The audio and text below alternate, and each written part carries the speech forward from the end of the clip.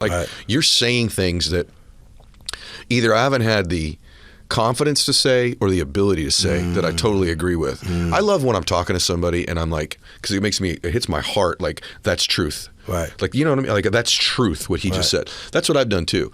And almost a little bit, other than with God, I trust but verify. I don't have to verify with God. That's already been verified for me. Right.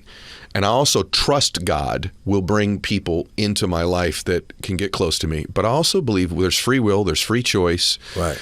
And he's going to teach us lessons in life. There are Judases in our lives, right? That's part of the stories of the Bible or whatever your faith might be. Right. There's that. There's also, though, it's really interesting. You could have written a book about a lot of things. You wrote one about adversity. Yes. And I'm like, because there's a ton of topics you could have done about, overcoming limiting beliefs, overcoming your environment, because you transcended an environment, which is very rare in life. Why is adversity the topic of the book, and why did you think this is the thing I want to talk about? Oh, wow, that's a great question. That's what I pride myself in. You know what I'm saying? Like I would be that adversity specialist, if you will. Yeah. That's what keeps me going.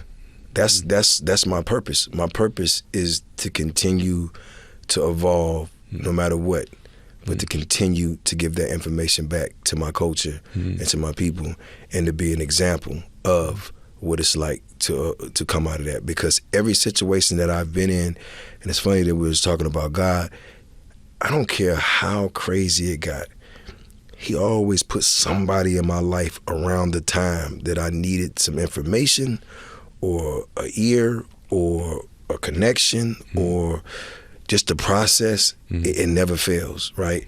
And I truly believe that he does that for me to show people that you can maintain your integrity and be a solid individual and still survive, right? I love it. Without doing anything that would go against who you are as a man, and then your legacy. Because when you think about some of the great leaders, they did great things, right? But their integrity is what kept you locked into them, right? Because you got people that's successful, but they did a lot of foul things, and when you hear people talk about them, you're like, wow, I never knew that. I know. And adversity to me is that small glare of hope.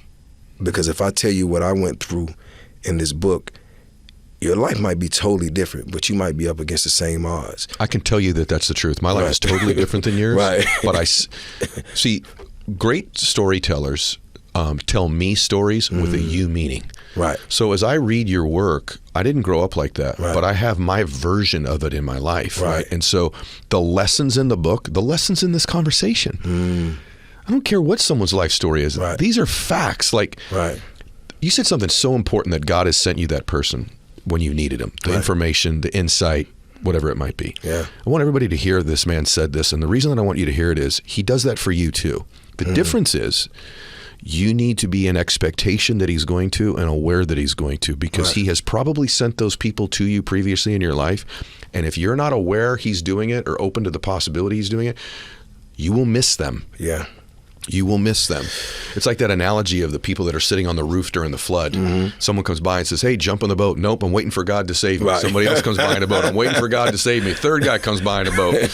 I'm waiting for God to save me. Then they drown and they get to heaven and they go, God, I thought you were going to save me. He goes, I sent three damn boats. people in a boat. 3 boats. Get in the damn boat, right? And so there's you have to be in expectation that God is going to send you a blessing at some point.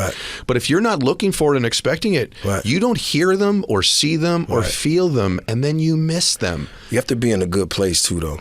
You have to be in a good place with yourself. I really realized that, because there was times that I wasn't in a good place with myself, and it was just a bunch of noise. I let things on the outside of me control my emotions, how I felt. You know what I'm saying? I just had to come to a place where, and I'm not there yet, of course, but I just started to understand what peace was like, to get a little taste of that.